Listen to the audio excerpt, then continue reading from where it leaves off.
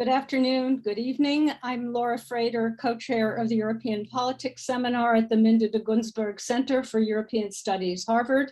And along with my other co-chairs, Julian Borg, James Cronin, and Arthur Goldhammer, I'm pleased to welcome you to this seminar on the German elections. On September 26th, German voters went to the polls to elect the members of the 20th Bundestag. In some ways, the results were surprising, if not historic. The CDU-CSU had its worst showing ever in federal elections, and the SDP, polling pretty badly in the weeks before the election, bounced back and emerged with 25.7% of the vote. Not exactly a rousing mandate, and certainly not enough to govern. And there were some distressing outcomes. Although the SPD did well in the former East, so did the AfD. Now, Olaf Scholz, the likely next chancellor, has begun the drawn-out process of creating a coalition government. So what is next? Today, 3 German experts will reflect on the results of the elections in relation to the future of Germany and Europe. What are the implications of the vote for Germany's economic and foreign policy? How has the balance of power shifted among German political parties? How might that shift reflect the nature of the coalition that will inevitably come together in the coming months? Is there likely to be a traffic light or a Jamaica coalition? And what do the German results portend for the European partners and for the global community? Andreas Busch is university professor and chair in comparative politics and political economy at the University of Göttingen. He will be discussing campaign dynamics and coalition formation strategies. Hans-Helmut Kotz is visiting professor of economics, Harvard University, resident faculty and seminar co-chair at the Minde de Gunsberg Center for European Studies. He will comment on economic policy and implications of the elections. And Constanze Stelzenmüller is senior fellow in foreign policy at the Center on the United States and Europe and the Fritz Stern Chair on Germany and Transatlantic Relations at the Brookings Institution, Washington. Looking forward from Germany, she will speak about the implications of the election for German foreign policy. Each of our panelists will speak for about 10 to 15 minutes each, and will then respond to questions and comments from the audience. Please place your questions and comments in the Q&A, and please keep your questions brief. Our attendees should also know that this seminar is being recorded. So I turn to Andreas. Thank you very much, Laura. I'm happy to be with you today, and I thank you very much for the invitation. It's great to be back at the center, if only virtually. I wish I could have been there in the flesh. So what I'm going to talk about, Laura said that, is campaign dynamics and coalition formation strategies. And what I do first is I will share my screen with you, and I hope you can see the picture now. Is that, can somebody nod and see that you see that? Okay. What we have in Germany now is an unprecedented situation. For the first time, there is no defender of the chancellorship. It's an open field. There are 3 contenders. The first time we've had that. The question, of course, is for our panel today, what comes after Merkel? So as I said, 2 things. I'll focus on campaign dynamics and coalition formation strategies, and I'll start with the first. The dynamics has been really quite interesting because there's been a lot of change. There's been a lot of uncertainty, and each of the 3 candidates that for the chancellorship that you see here, Annalena Baerbock for the Green Party, the first time this party has fielded a candidate for the chancellorship, Armin Laschet from the CDU, Angela Merkel's party, and Olaf Scholz from the Social Democrats. Each of them was in the lead. Each of these parties was in the lead at some point. So you see the dynamics from that. What I'll show you now is the opinion polls, the poll of polls of the last 4 years since the last election, which took place in 2017. As you can see, I hope you can see my mouse pointer. Is that so? I hope so, yes. What you can see is the CDU, which is the black line, has been comfortably ahead of the SPD for the whole period, in fact, and it was always ahead of the SPD. It gets a bonus, as you can see here at the start of the pandemic, and you can see that the bonus in a way ends when the vaccines start to roll out, and in a way people have the feeling that the emergency has ended. It goes back to the level of support where it was before. If you look at the Green Party, that's really interesting. It comes from a low, sort of around 10% level, and it starts to go up after Annalena Baerbock and Robert Habeck take over the party leadership in early 2018. In 2019, the Greens have another upswing. They, in the European election, they are for the first time the SPD goes into third place, and they have another uptick here, and then it goes down at the beginning of the pandemic. The SPD, you can see, steadily declines and then flatlines around 15%. But it is stable under the new leadership, which came in late 2019. Let me show you a bit more of the details of the last 12 months, because I think it's quite interesting. What you see here as a decline is, I remind you of that, the coming back from the pandemic plateau. The CDU goes down to the level of support it had before, and after Armin Laschet is named the Chancellor candidate, there is a modest move up that you can see here, and then a decline after from July onwards. The Green campaign peaks very early. When Annalena Baerbock is announced as the Chancellor candidate, that's when they have their best result in the polls, and it's been declining, not steeply, but continuously from that point onwards. The SPD has been flatlining for the whole time until July, and it's then in August and September that there is a massive upswing in the polls. And I have to confess that I myself and many of my colleagues have been rather skeptical about this. But it turned out, as we saw on election day, that the results were actually quite accurate. My data here end 2 weeks before election day, but that's there has been very little movement after that. Let me go to the results. What you can see here is the percentage points that each of the parties had, and here is the gains and losses over the 2017 result. What you see is a very heavy loss from the CDU, and Laura already said it was the worst result in the Federal Republic's history. But it's not the only party that loses. Other losses are for the AfD, the populist right party, and very heavily for the left party, which almost halves its result. There are substantial gains for the Greens. Very clearly, they almost sort of win 50% of the previous vote. However, of course, that was sort of substantially less than they expected for a very long time. And very clear gains for the SPD, which makes them the strongest party, and that's it's not something that has happened very often in German history, in Federal Republic's history. The left party is, for the aficionados of electoral systems, is below the 5% hurdle. So you may think, why are they in parliament? They are in parliament because they win 3 direct mandates. I can expand on that if you want, but just say they just made it into the parliament. So the big picture is, I think it's a move to the political center, because both on the extreme right and on the extreme left, there are substantial losses. And that's important because it means it is an effective sort of counter movement to the polarization that we see in many other countries.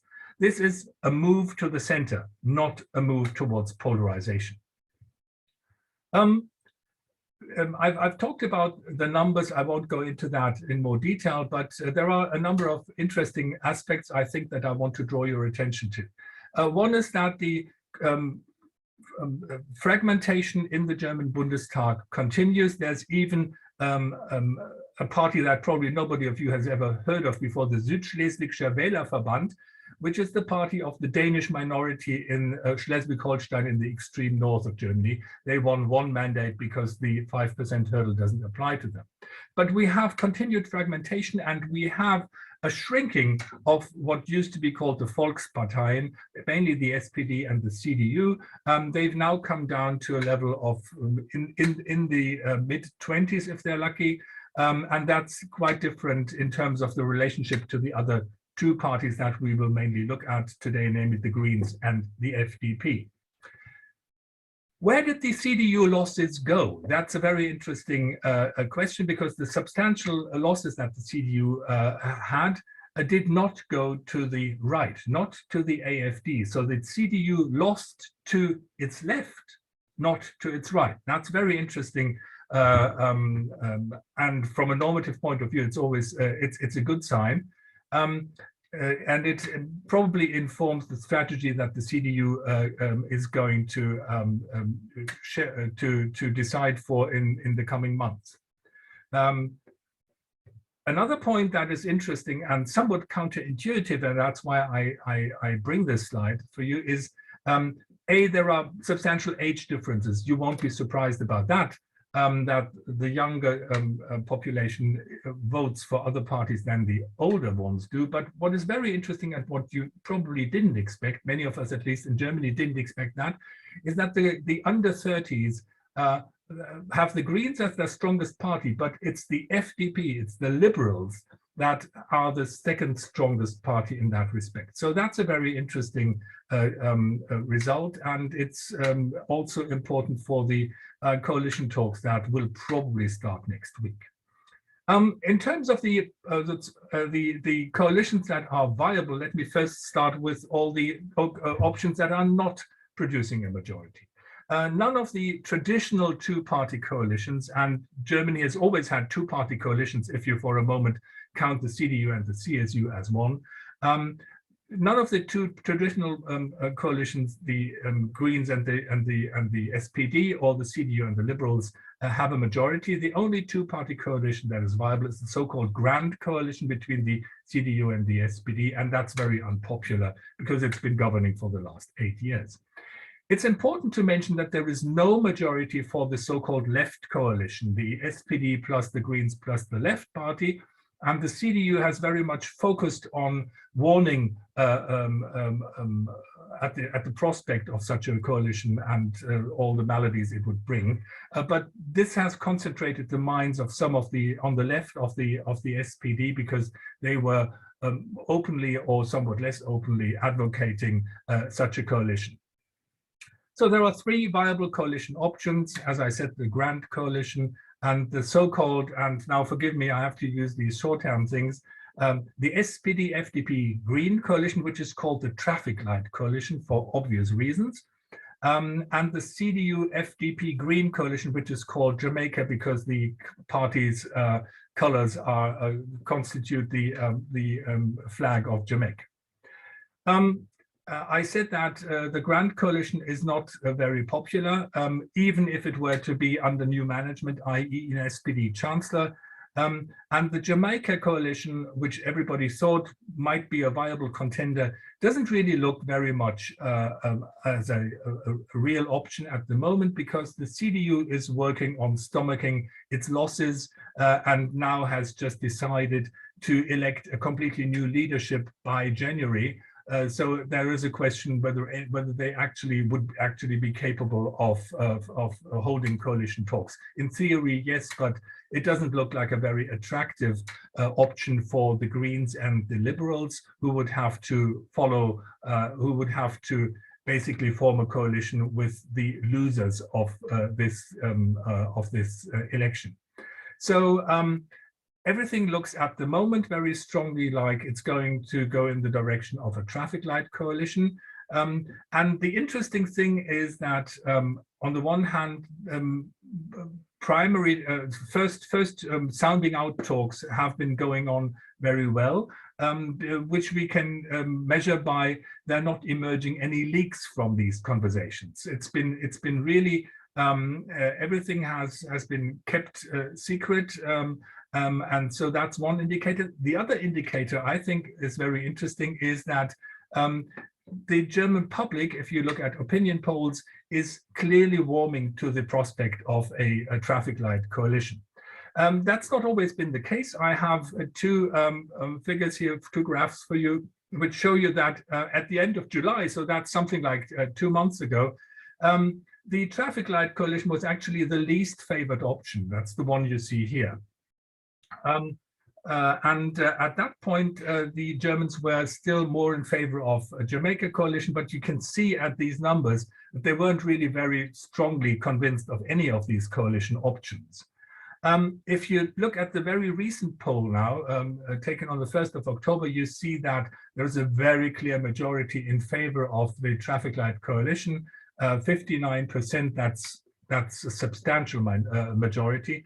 And compared to that, the Grand Coalition and the Jamaica Coalition are not very popular. So not only is it working well, it looks like the German population in a way is already taking this as the new normal. It's already preparing for this option.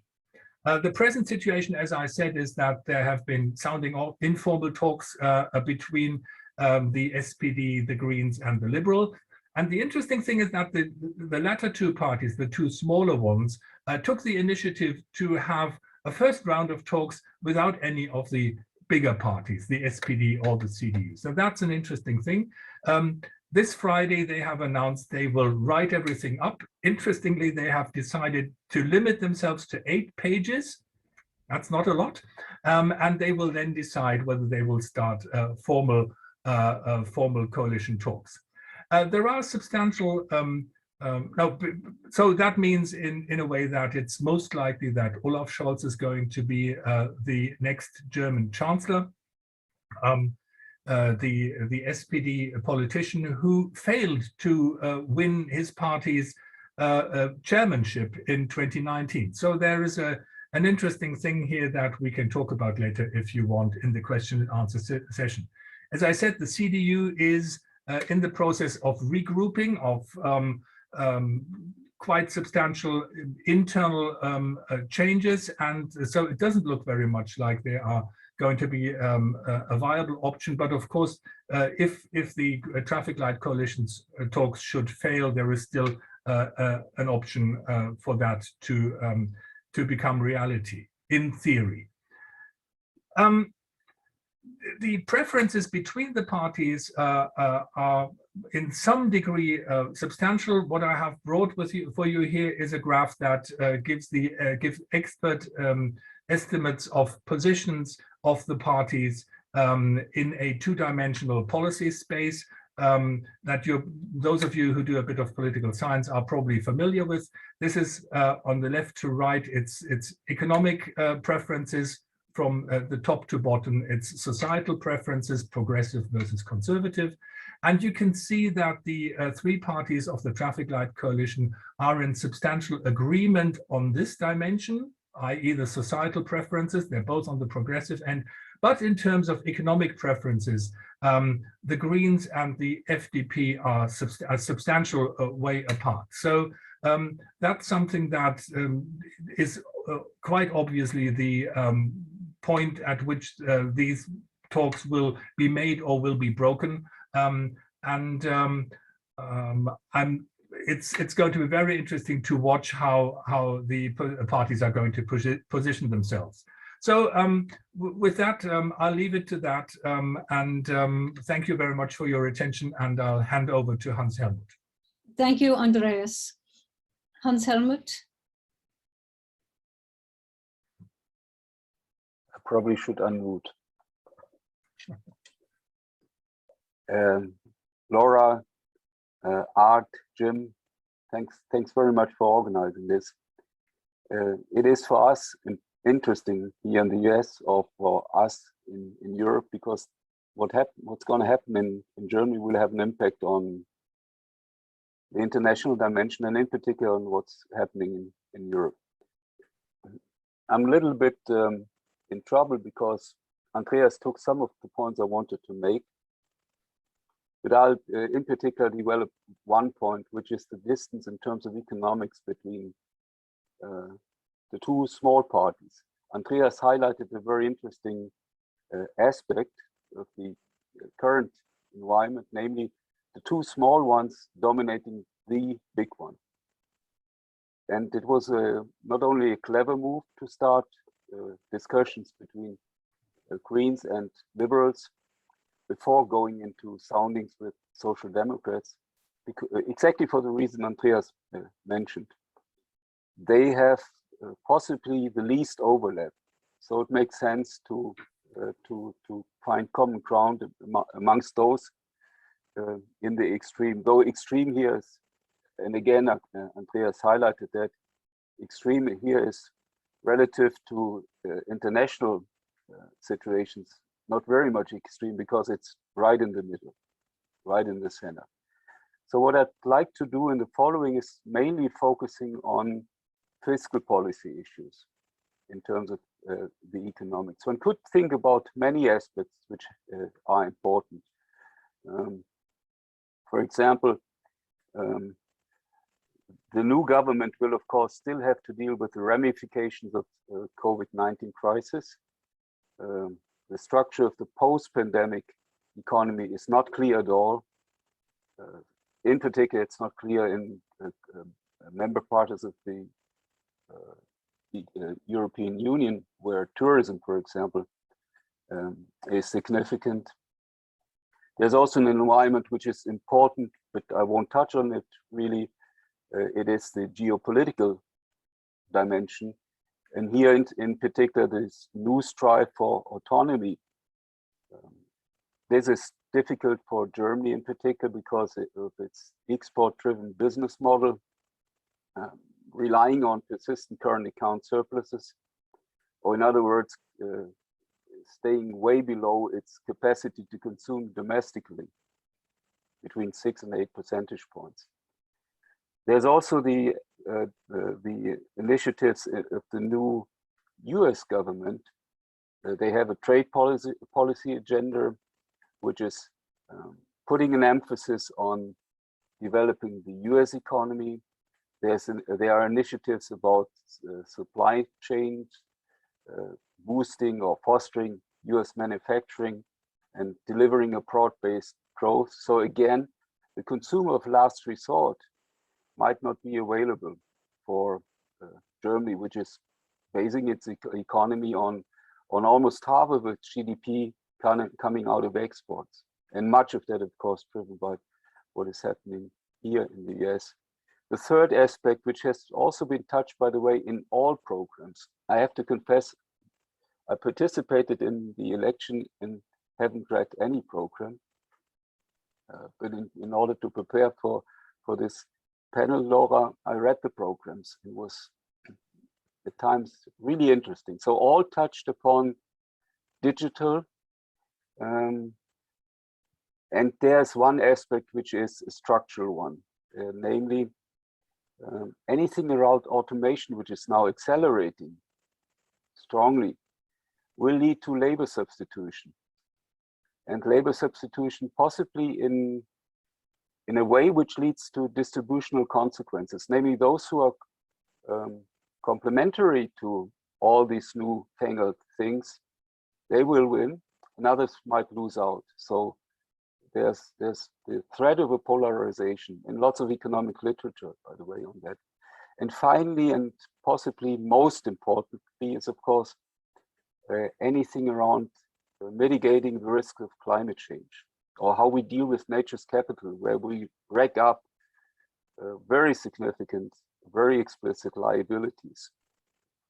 And that is, of course, what the Green Party has been highlighting. Now, there's an interesting aspect to that. About 2 years ago, the institute, which is supporting, if you like, the efforts of the unions to get clear on economics, Institute for Macroeconomic Research, and the the employer affiliated Institute for Economics, Cologne-based, produced a paper where they addressed those issues, and they highlighted very substantial needs for infrastructure investments. They had a suggestion of a 500 billion program. By the way, that's somehow precisely the number the Greens have put in their program in terms of infrastructure in investments.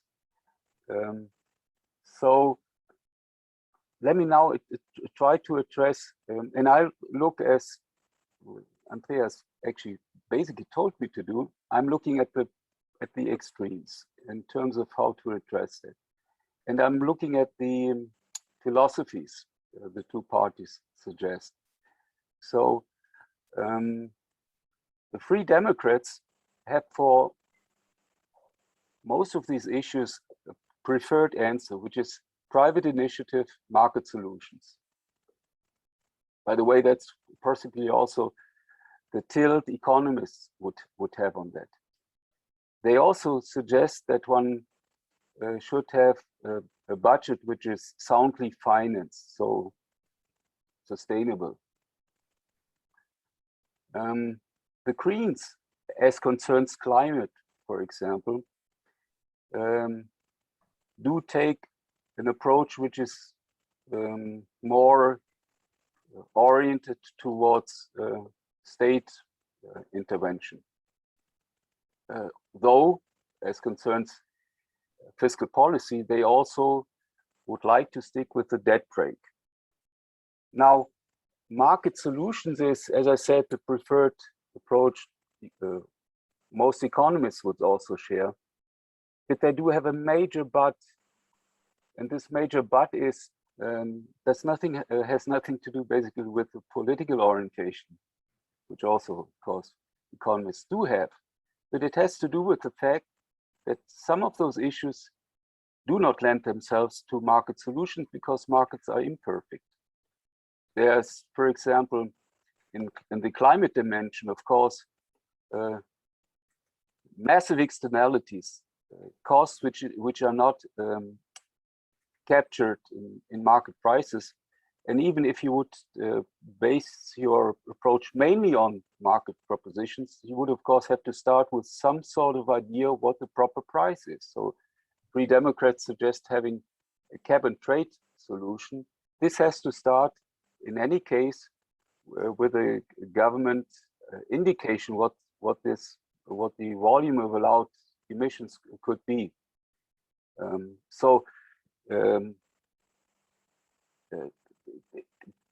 Ultimately, if one drills a little bit deeper, you would actually find pretty much common ground there between the two extremes, Greens and liberals, if I might call them extremes.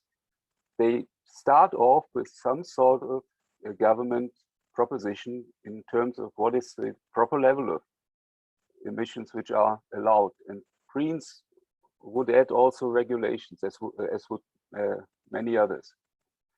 So what does it now mean in terms of budgetary implications, what one reads in the programs? Budgets are, as the famous Harvard public finance theorist Richard Musgrave said, policy programs coagulated in numbers. Now, the first thing one finds is if one looks at the programs, they do not add up. They don't hold the adding up constraint. The Greens, the liberals would at the same time like to reduce taxes, invest in digitalization, in infrastructure, and keep a lid on deficits. That's a little bit beyond physics or arithmetic. Same holds true somehow for the Greens, which are nonetheless possibly those who are closest to somehow accounting for the fiscal numbers. They seem to accept higher deficits, and they would address that by changing the debt brake, the lid on public sector deficits of the medium run on a structural basis, which is in the German case constitutionalized.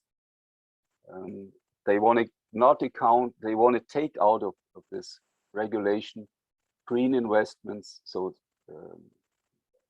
infrastructure investments which would deal with climate risk. So ultimately, this has to be dealt with in, and now I try to, if I succeed, I try to share my screen. It is here. Ultimately, this is about what will be the fiscal policy income, and those will be only 4 slides.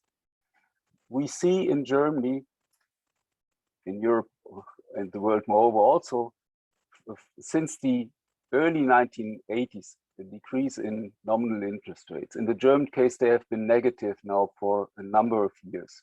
So if you lend the German government money, you have to pay for the privilege. To a degree, this is dependent on Germany being a safe haven. So yield spreads with regard to Germany have been widening out dramatically during the debt crisis in Europe. And now Germany is a safe haven. So most of, or much of the consolidation came from this negative interest rates. The point which is for the medium run important is that Germany has been basically underinvesting in its public sector infrastructure for a long period of time now.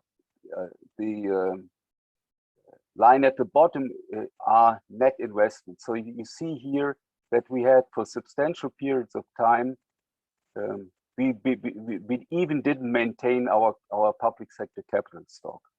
And given the huge task ahead, net investment should of course be significantly higher. And that would be feasible. That's my last slide I'd like to show. That would be feasible given the interest rate environment, because nominal GDP growth rate is substantially above the interest rate the German government has to pay. So this is the gap, the difference between growth and interest rates, and it would actually allow much more policy much more in line with what requirements going forward are. I guess, Laura, you have to tell me if I'm overrunning. I guess I might make 2 final points. That's fine. If it's fine, I'll make 3 final points. So what as an economist one would do if one does that sustainability analysis, one looks at this gap between interest rates and the growth rate. If the growth rate is higher than the interest rate, this basically allows you, given the level of debt you started with, that you actually can use this wedge to contribute to future-oriented investment. And the tasks we are talking about are actually tasks which concern the future. Climate is the most evident one. So this has European ramifications or European dimensions. The Greens do have in their program, which the Liberal Democrats do not want to see at all, a EU budget, an EU budget which would put on a permanent base the next generation EU budget, which allowed for this quite remarkable intervention at EU level, supporting those member states with gifts, grants, 390 billion, which were most forcefully hit by the pandemic. This is seen as an emergency measure up to now, hence not something which should be or could be continued, but the Greens would suggest to do that. And that's a debate which you find in many places in Europe. What I found puzzling when reading the programs was that there's barely any acknowledgement of debates going on in other member states, where the distance between Germany and those other member states seems to be increasing. Mario Draghi, by the way, the former ECB president and now prime minister in Italy, just a few days ago, quite frankly said it's completely unrealistic to return to pre-pandemic fiscal rules. And in France, you have a debate about the proper new environment of fiscal rules, which is pretty much opposed to what we see in the German case. So lots of issues going forward, and by the way, very complicated ones, because some of those propositions which are made would require a treaty change. And in some of those measures, like the debt brake in the German case, would also require a change of the constitution, a 2/3 majority in the lower house of parliament. Pretty much implausible. So there's something like the political arithmetic going against the economic physics. Lots of interesting issues going forward. Let me stop here. Thank you very much, Hans-Helmut. We turn now to Constanza, who will tell us a little bit about her thoughts on possible foreign policy and relations with the European community. Sure. Perhaps not just relations with the European community, but thank you, first of all, to Harvard and the Center for European Studies for inviting me to join this seminar. As some of you know, certainly Elaine Papoulias knows, I was a McCloy Fellow in the late 80s, studying at the Kennedy School, and I'm a member of the large family of Guido Goldman, the creator of not just the McCloy Fellowship, but also of the Center for European Studies, and who sadly died in November. So it's personally meaningful to me to accept this invitation, and I'm really very grateful for it. And thank you for asking me to talk about foreign and security policy. As you, I have certainly nothing to add to what Andreas Busch and Hans-Helmut Kotz have said, except that to say that I do think that at this point, the traffic light negotiators, while saying, what they're doing now is exploratory talks, and they will make a decision on Friday on whether to open coalition negotiations. I mean, I think fine, they're already moving much faster than the Jamaica negotiators moved in 2017. But the truth is that they really don't have any choice. The Social Democrats and the Christian Democrats would rather be waterboarded than enter into another grand coalition. I think particularly one that would be flipped under Spd leadership. And currently the CDU leadership are engaged in, bitter recriminations, and there are a lot of cries from the ranks for a larger reckoning. And I think, all of that has been highlighted by the resignations of Peter Altmaier and Annegret Kramp-Karrenbauer from the Bundestag to make room for two younger delegates. And I think that sort of set the scene and the tone for a larger reckoning in the CDU, which also means that it's really not available, I think, for governing negotiations unless the traffic light folks really completely screw up, which I don't expect. Some of you will have seen from the news that this is IMF World Bank fall meeting week in Washington, DC, and Scholz arrived here yesterday. He's sort of made some fairly confident statements to German press, who of course were waylaying him on the way to his meetings. They also did a sort of press meet and greet on a Washington hotel rooftop last night. I think it is fair to say that there is a sense of quiet confidence that the person currently here as finance minister will also be Germany's next chancellor.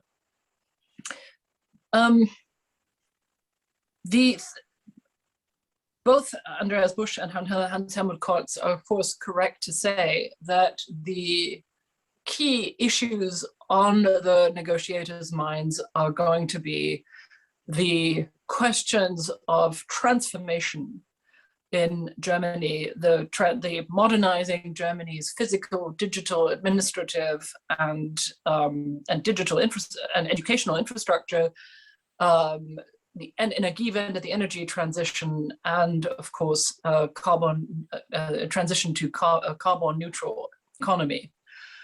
All of this in ways that don't upend the German social contract, and in ways that Germany can pay for. And this question of whether Germany can pay for it is highlighted by two things. One, that we no longer have the massive budget surpluses that we had a couple of years ago, and also that there is a constitutional debt break, which both of you, I think, mentioned earlier, and which the liberals are very much in favor of not undermining.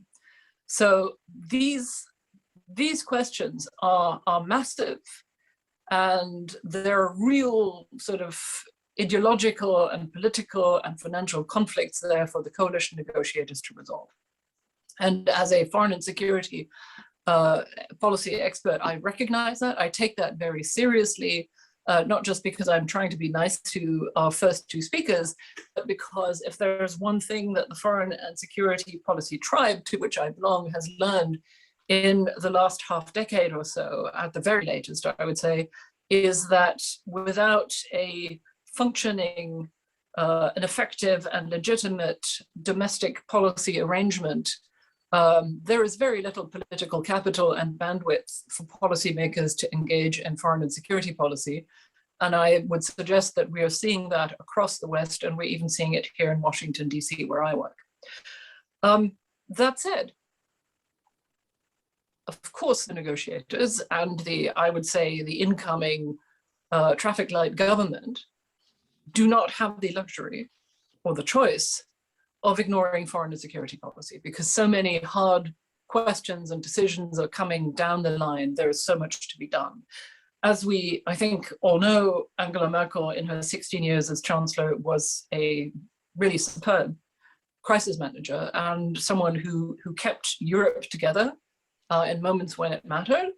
But again, a lot of key foreign security strategic issues were left unaddressed. And while it is possible for a variety of reasons that this political color combination might be something, might be a traditional, a transitional political constellation on the way perhaps to something more stable. And I'm thinking, of course, of this period in the end of the Adenauer era that led to the 3 years that led to the chancellorship of Willy Brandt. I wouldn't exclude that form of transitionality, but at the same time, they cannot not deal with these questions. And in fact, I would put, to emphasize this even further, the fact that questions of domestic and economic transformation and their financing are going to be front and center in the negotiations and as policy questions for this government makes it even more imperative that foreign and security policy be handled by people who know what they're doing and in a way that is professional and links into the discussions that our neighbors and allies are having, not just here in Washington, but across Europe. And I will say that I too, in the week before the elections, put all the party programs side by side and had a look at the foreign and security policy chapters. And I have to say that I'm not a member of any of the parties. I feel that I shouldn't be. And I have sympathies for people rather than parties or specific positions. But it seems to me that the clearest positions on foreign and security policy can be found in the CDU and in the Liberal Party programs, which is not to say that they do not also leave questions unanswered. The Green program, I think, is a testament to a party that has been working very hard to establish itself as a credible interlocutor in foreign and security policy issues, but that still has immense disagreements on specific issues within its ranks, and nobody in the leadership, despite the fact that the leadership, I think, all belong to the Realo-Fraktion, very transatlanticist, critical on China and Russia. There are significant policy divisions and divides within the Green Party that I think in the course of the coalition negotiations and in the course of their involvement in government would have to be bridged somehow. And I think that a lot of that is still quite wide open. And finally, the Spd Party Program, I have to say, well, how do I put this politely? I found reading it somewhat distressing. The party program itself is commendably short. I would say it's only 66 pages long. And it's also very organized, and I think I understand the brevity as an attempt to avoid points of conflict. But if you're looking for foreign and security policy points, you will find them in the last chapter, which is titled Europe. Then you have to flip through that, and then you find the last sub-chapter, which is titled Europe and its neighborhood. And in that, you will find the United States, Russia, China, and military and security questions, which I have to say is something of a hard framing and not, I'm sure, a useful one. And much of the sound of the actual content of this chapter, I think, would have been at home just as well in the 1980s, or in fact more at home in the 1980s than today. And that's going to be an issue. Now, having said all that, I think it's worth laying out quickly just what is on the table for the incoming government and is now being handled by the caretaker government, which is still run by Angela Merkel.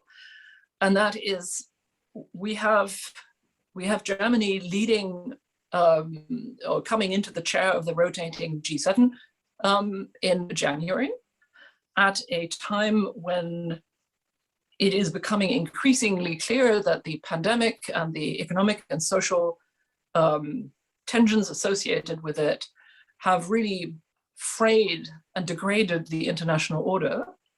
And this, of course, is an order from which Germany, as a globally trading and exporting middle power, is dependent like few others. So I think a firm and forward-looking leadership will be expected of us there. Then we have two really important elections for Germany coming up next year, the spring election in France, where Macron is running against not just one, but two hard-right candidates. Imagine a hard-right French president with his hands on the force de frappe. That frankly would make for sleepless nights, not just in Berlin, but all across Europe and the Western Alliance. And finally, the US midterms in November 2022. And I think it is becoming increasingly clear, if you live and work here in Washington as I do, that this administration is engaged domestically in a fairly anxious, not to say desperate, race for time already. We're seeing in Poland, the Polish government openly challenging the terms of its membership in the European Union, particularly the applicability of the European Constitution and European regulations directly in Poland.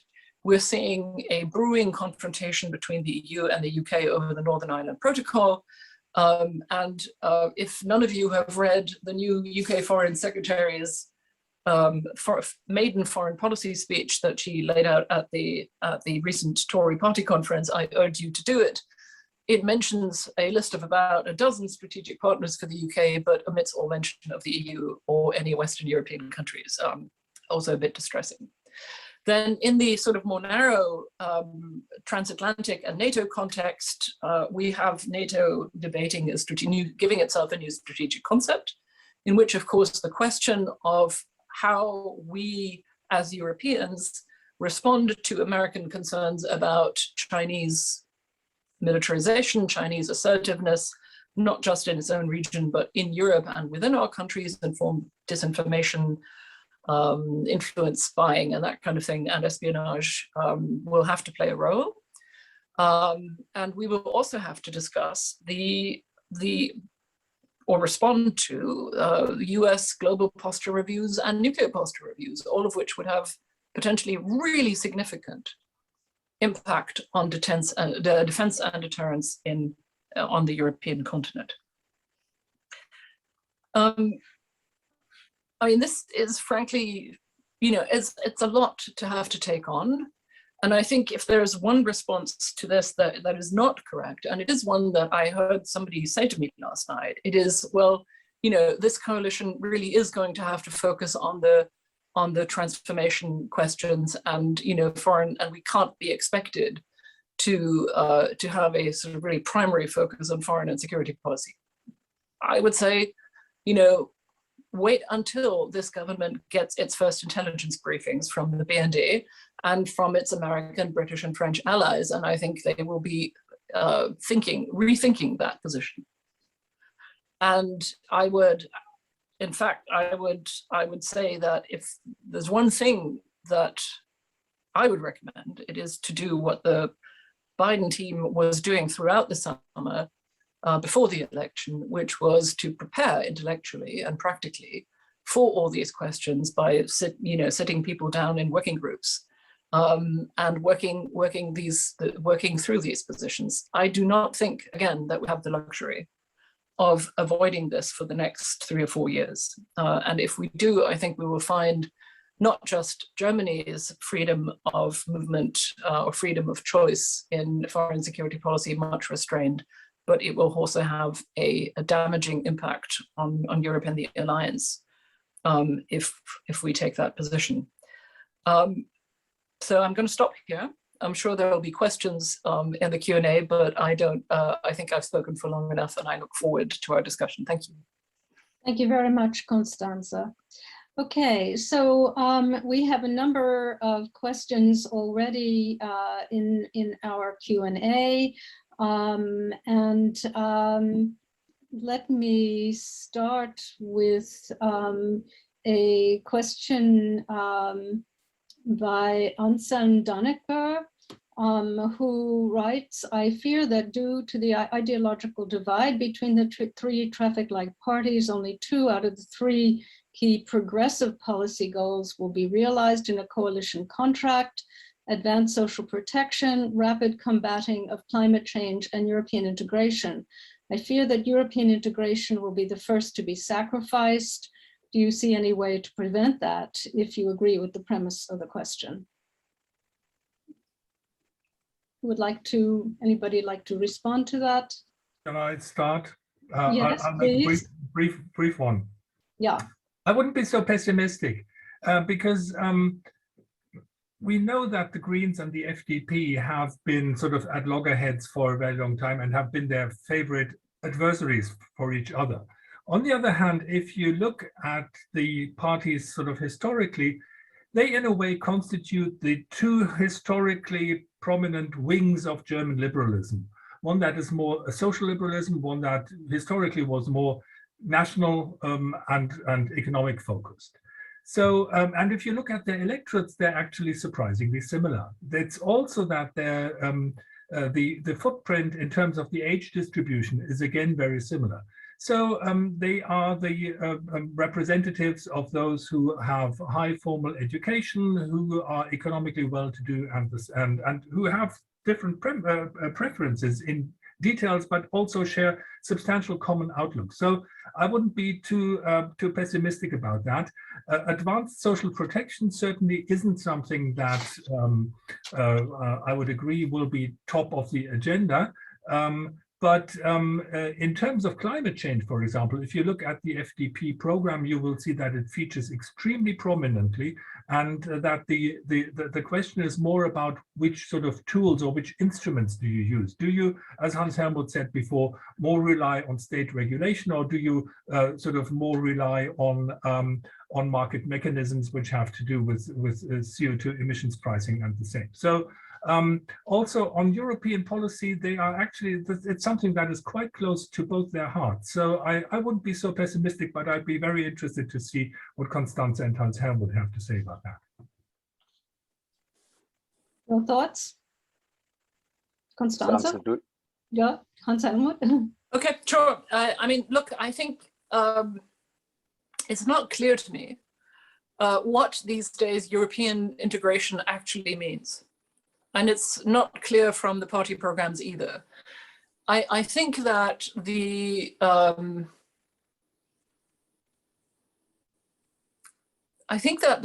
only real exponents of sort of traditional European federalism, supranationalism on the continent these days, the only one really is Emmanuel Macron. And I am not sure that I detect from German political debate or from the electoral campaign platforms an appetite, really, for taking him up on some of his more sort of extreme integrationist proposals. For two reasons, really. I think for one, I think that is a mood that in Germany has mostly disappeared across the party political landscape, which is not to say it's completely disappeared. I'll say that in a second. But the other point here is that I think there is always a worry in Berlin, including among the most pro-integration friendly parties, that when Paris and particularly Macron says European integration, that will be at the cost of either further enlargement or at the cost, which is even worse to Germany, is of leaving behind some of the new Eastern European members. So I think the German cultural impulse is always not to do anything that will sort of mean that will deepen the cultural political divides in Europe even further. So I question the overall, or sort of the whether there really is any sort of maximalist desire for integration out there. What there is, I think, is, but it becomes technical quite quickly, is among those who understand Eurozone policy and fiscal policy, is a debate about whether we should move away from the sort of halfway position that we have right now on fiscal union and banking union. But I'm sort of not sure whether the questioner meant that, and perhaps Hans-Herbert Kotz has said something to say about this. Well, the Green Party, for example, would like to put on a permanent basis Next Generation EU, which means a European budget, which means the capacity of Europe to issue bonds. Yeah, sure. Euro bonds, by the way, which we currently already have, and which a former SPD chancellor candidate also in his campaign suggested to do. And what is interesting to think about how this Next Generation EU initiative came about. It was mainly an initiative of the German Finance Ministry and the French Finance Ministry, Jakob von Weizmüller and Agnès Benassi-Kéré. And now imagine we have a different treasury view in Berlin, which would insist on staying with the rules, which is quite opposed to what you hear in any other place, not only in France. That creates, for sure, significant conflicts. The approach to European integration has been developed by the two finance ministries. They were commissioning a report, not by imposing some sort of, we need a supranational thing in any place. They were demanding, asking, what are European public sector goods? It's about the division of labor between the different levels of hierarchy. And some are clearly European or global. Climate cannot be done by little Germany. Externalities go way beyond that.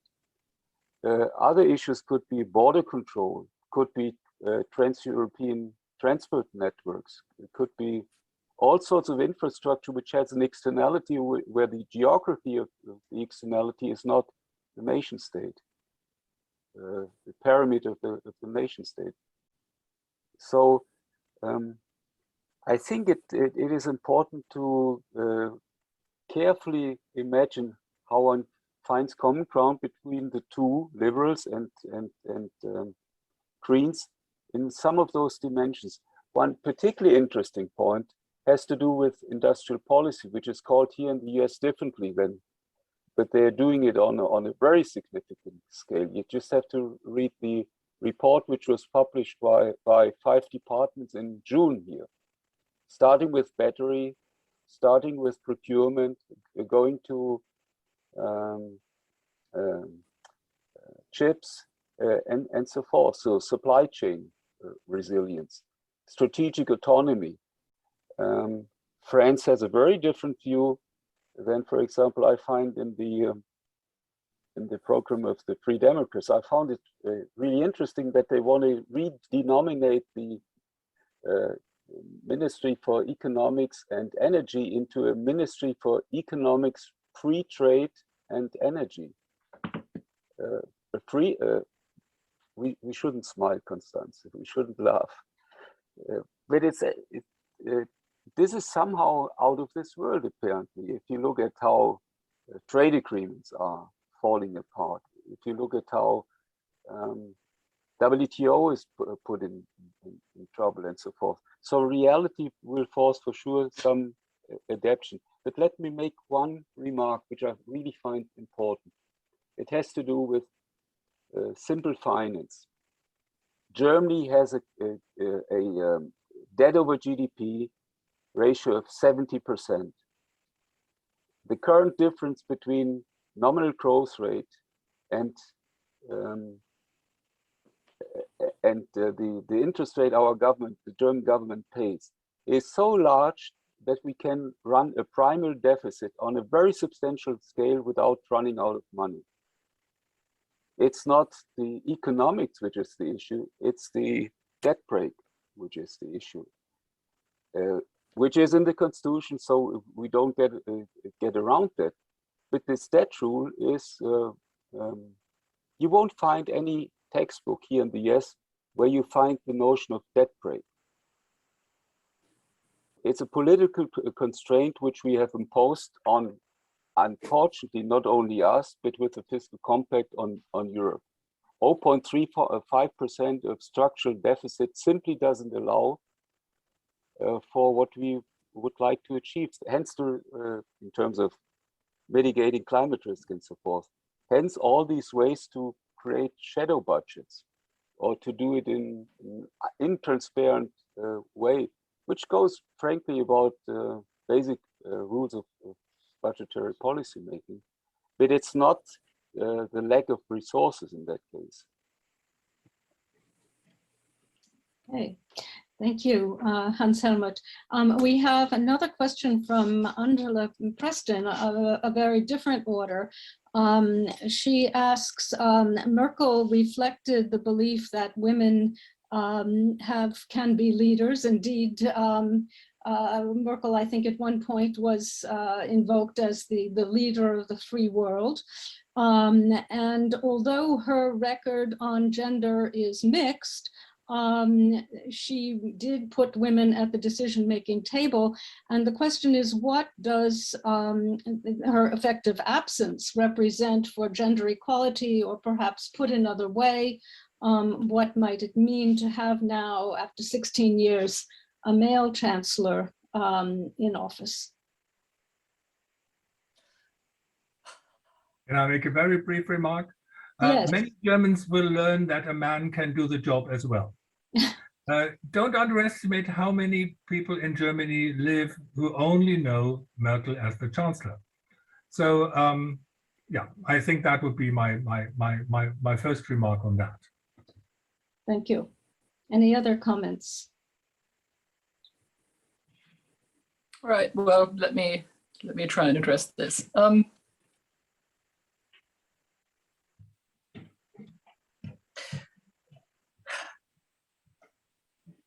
You know, I think that as a German of a certain age, and a German who went to law school at around the same time as Guido Westerwelle, the same law school in Bonn, as Guido Westerwelle, Laschet, Röttgen, a little later, Hans-Georg Maaßen, and Friedrich Merz.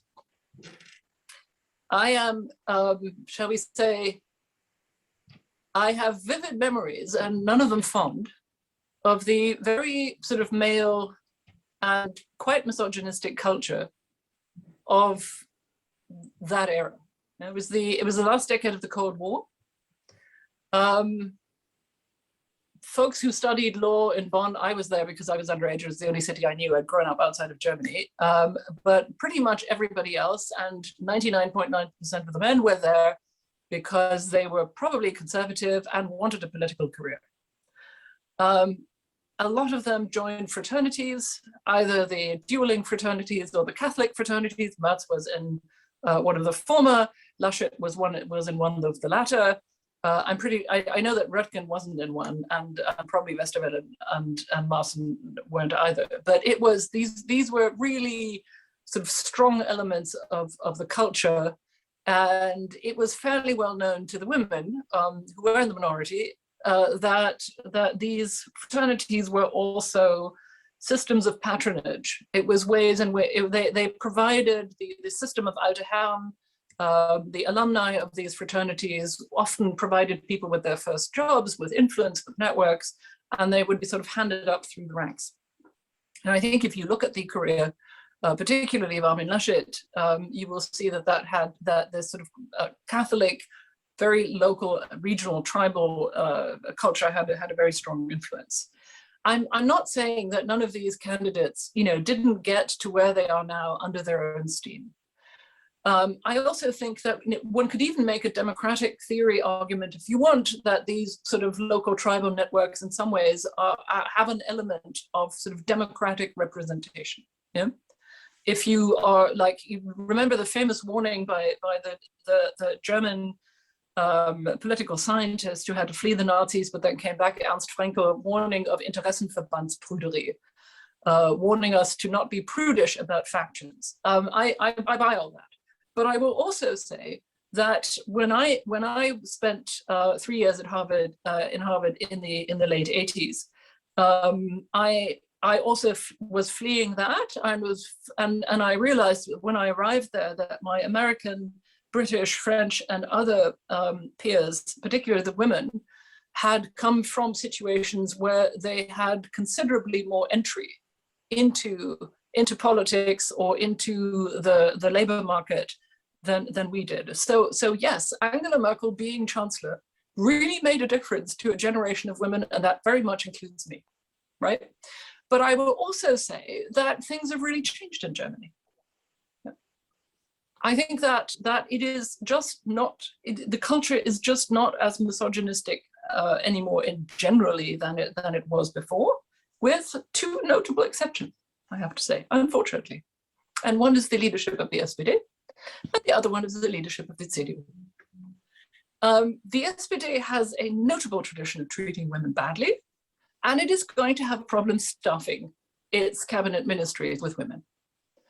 And the CDU right now is also losing some of its most gifted women, one of them being AKK, who did a really good job as defense minister. And I think also has an internal discussion to have about the way it treats women. And I'll stop there. Okay, thank you very much. Thank you. We have a question also from Chris Nitschke, who I believe is in residence at the Center for European Studies this year. He writes, as a good crisis manager, as Merkel was, may not return to German leadership anytime soon, but how structurally crisis-proof would a traffic light coalition foreign policy be? Are they banking on the continued absence of inflation, sustained recovery from COVID-related economic recession, and on their ability to maintain an in-between position closer to the USA in values and closer to China in trade? This is a number of questions. Yeah. I just take 2 of the 5. The one has to do with crisis management. Crisis management in response to the pandemic was extraordinary. We saw deficits, is the acceptance of deficits, which would have been unconceivable 5 or 10 years ago. It was much higher than in any any place else in Europe. And it showed, compared to those who weren't capable of doing it, quite positive results. So we have a dispersion in Europe in terms of economic evolution after the crisis, which is to a large degree the reflection of a fiscal policy which was pretty much appropriate. So I'm not skeptical on that one. What concerns the issue of trade relationships with China, and that's very much a foreign policy or geopolitical issue, first and foremost also. Germany is too dependent on its exports. 47% of GDP is in exports. In many sectors, we are simply a bet on China. So that's a very uneasy situation. And the in-between will be very difficult to handle if the US defines China as its main opponent. Let me add one point with regard to inflation. We didn't talk of the ECB up to now, the European Central Bank up to now. The German way of fiscal policy making has, of course, also meant that the ECB had to be much more expansionary than it probably would like to have been. So autonomy of the ECB is highly dependent on fiscal policy behavior. And if fiscal policy doesn't do its task, monetary policy is forced into a corner where it doesn't want to be. And that means ultimately providing liquidity, and could turn out at some point in time, of course, to contribute to inflation. Okay, thank you very much. Would anybody else like to respond to this complex question? I would perhaps offer one thing, namely that Scholz has very much run on sort of mimicking Merkel down to her diamond hand gesture, which you probably all know. He's run on experience, and it's not unlikely that he will also be a very sort of good crisis manager.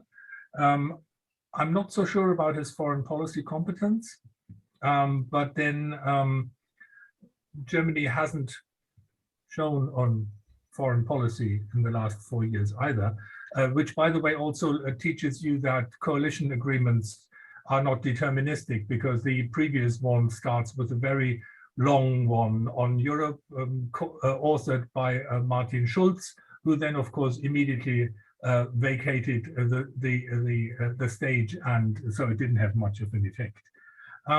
What I would like to say as well is that we tend to be very skeptical, or many commentators, and we always have good reasons. But if you look back at the Federal Republic's governments, you will find that they are usually pretty stable. So I would submit that if the traffic light coalition gets to a good starting point, they may well establish themselves for quite some time. It'll be very interesting to see how the FDP particularly straddles the balance between sort of making offerings, perhaps pulling in voters from the CDU. But the CDU, on the other hand, may position itself in a sort of very old-fashioned economic fiscal policy stance, because they think it's still popular in Germany. So it's difficult to predict, but I would submit that experience teaches us that if these governments come together, they usually last for some time. And Scholz has already announced in an interview that he is minded to take the negotiations primarily under the viewpoint of will they win re-election in 4 years' time. Thank you. Constanza, do you want to respond to this, or? No, thank you. I'm sort of waving around because I'm reading the questions in the chat. Forgive me, I shouldn't do that. Okay, very good. Okay, so we have a question from a member of our one of our co-chairs of the seminar, James Cronin. Yes, I would like to address this question to all three panelists, but perhaps most directly to Andreas. You mentioned, I believe, at the beginning of your remarks that it was encouraging to see that the results of the recent election represented something of a move to the center rather than a polarizing move, as seems so, unfortunately prevalent in other countries. But at the same time, there was a bunch of talk right after the election, and what you've said about the CDU, CSU leadership recently, it seems to confirm this, that if there's a party that's in crisis, it's the center right, it's the CDU, CSU. And I wonder if you folks would be willing to speculate on how much of a transformation there might be in that party and its future. And while it may be encouraging in the short term that votes for parties of the center increased, we also know that the disintegration of mainstream conservative parties, mainstream center-right parties, has in other countries opened the door to bad stuff happening, and provided opportunities for much further right-wing parties, populist parties to emerge. So I'm just thinking about the long-term effects of the deep loss by the CDU on German politics. Shall I take it first, Jim, since you addressed me first? Please. Yes, I can see the worries that one might have, and it's difficult to predict. And but I would point out that the CDU today has. It is in crisis, but those who are in leadership positions, and the one thing that is striking is that there is no obvious contender who will is the obvious heir to Laschet when he steps down. Merz has tried twice and failed twice. He has never won an election. He is nevertheless worried by worshipped by a strong minority in the CDU, but I rather doubt that he will even stand for the leadership. He has as much as announced that he will not contest another leadership election, which means that he is prepared to accept it if it is offered to him on a plate, and I think that's pretty unlikely. But if you look at the people, the younger people in the CDU, and I look at the Saarland, I look at Schleswig-Holstein and the CDU minister presidents there, they are clearly of a more representative, if you may call it that, of the Merkel tradition in the CDU. The CDU has to bridge the clear divide in terms of its electorate, for example, with the East German Länder, where the CDU and most parties, sadly, are tiny in terms of their membership and have to cope with an electorate that is in large parts has difficulties with liberal democracy. By the way, if you look at the AfD election results, it's instructive there as well. Yes, they did win some of the constituencies directly, but not on a massive uptick of their vote. It is basically that if you have folk parties competing, then you can easily win a constituency by something like 23%. So let's not overestimate their impact, but it will be interesting to see how they develop. At the moment, they are the ones who are even in more fierce battle over the leadership. So, Jim, perhaps it's just because I'm a habitually glass half full person, but I think the CDU will for some time discuss who will be their next leader. And I too bemoan the fact that there are no women standing who are obvious contenders for that, but that is the way it is at the moment. I would predict on the one hand that the one person who would be an obvious leader candidate has now been elevated to the European level. That's Ursula von der Leyen. But I trust that the Frauenunion, the women's organization in the CDU, have already been pretty vocal that they want to be better represented in the future, and they will work towards that. Constanze? Yes. I'm not sure that Ursula von der Leyen is all that popular in the party, frankly. I get the impression she's not. I mean, it has always been her issue that she doesn't really have troops. And in the CDU, it's important to have troops. But anyway, apart from that, on the right wing, I think it needs to be made clear, also because there have been other related questions to this in the chat, that all the Democratic Party, and I say this with great deliberateness, all the Democratic parties have strict non-cooperation ukases with the AfD. And the reason why this is fair, and as it should be, is that the AfD has essentially resolved its internal struggles between the so-called, and I put this in triple quotation marks, moderate wing, and the so-called Flügel, which was under observation by the intelligence services for its affiliation with neo-Nazi movements and identitarians. That struggle has been resolved in the favor of the extremists. There are no more moderates in the AfD, and I would say they never were, and what remains is window dressing. And which is something of a concern, of course, because the AfD, as has already been said by Andreas, came in first place in Saxony and in Thuringia. And I think we're lucky that neither Thuringia nor Saxony will hold regional elections until 2023, 2024.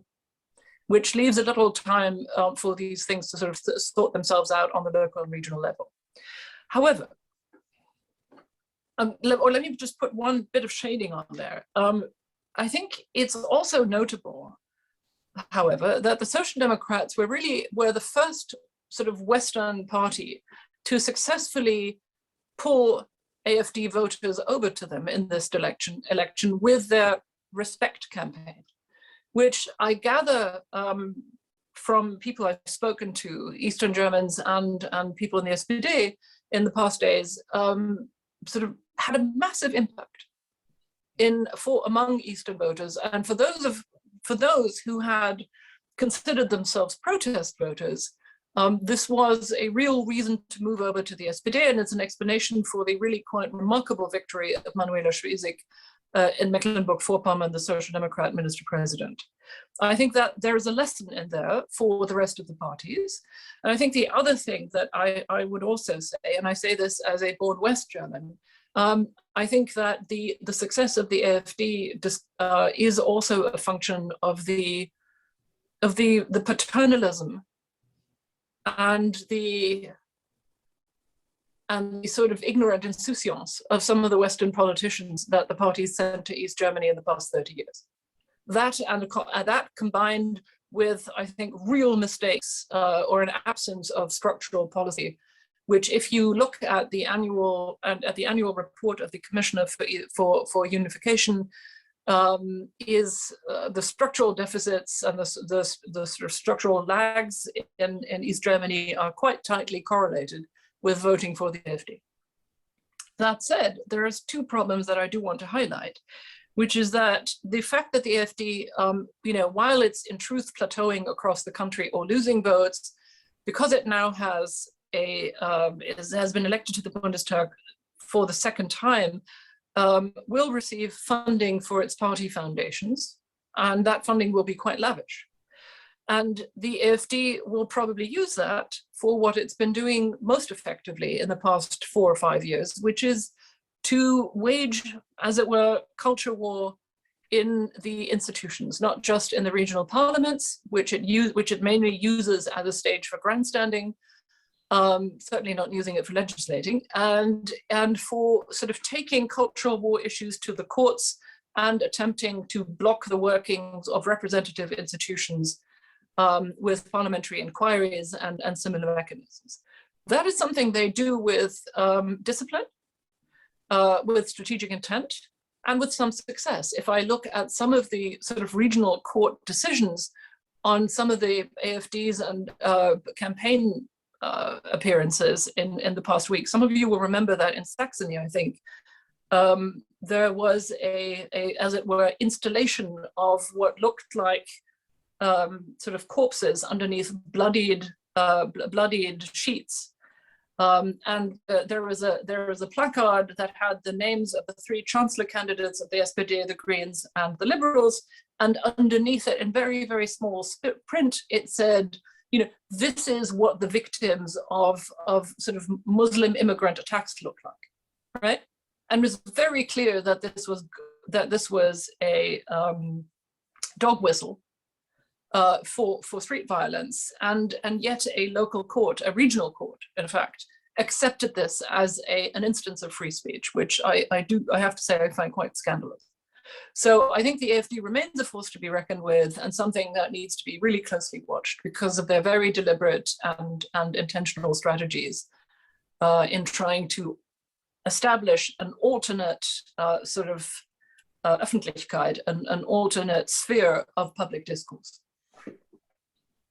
Thank you. Hans-Helmut, did you want to respond on this question?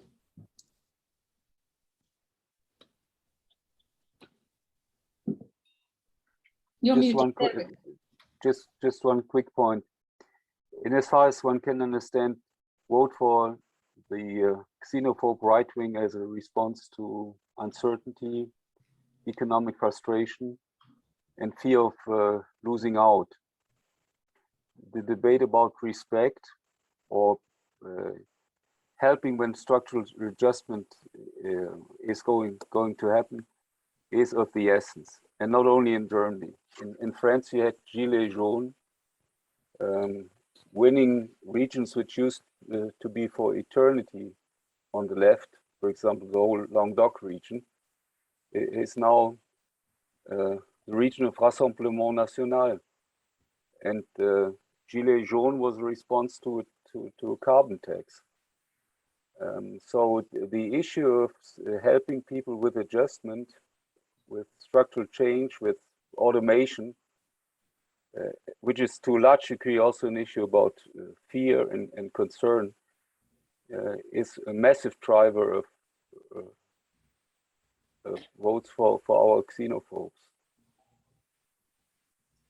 Yes, and absolutely, yes.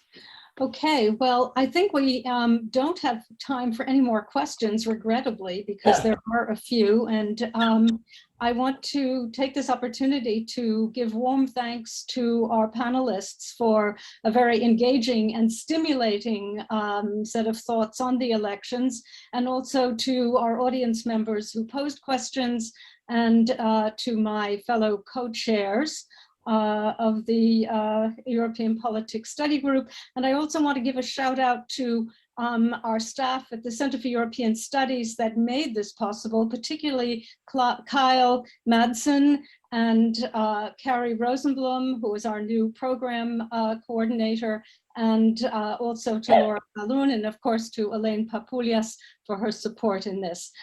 So a good rest of the afternoon to all of you. Good evening for those of you who are on the other side of the Atlantic, and we hope to see you soon again for further seminars. Thank you and goodbye. Thank you, Laura.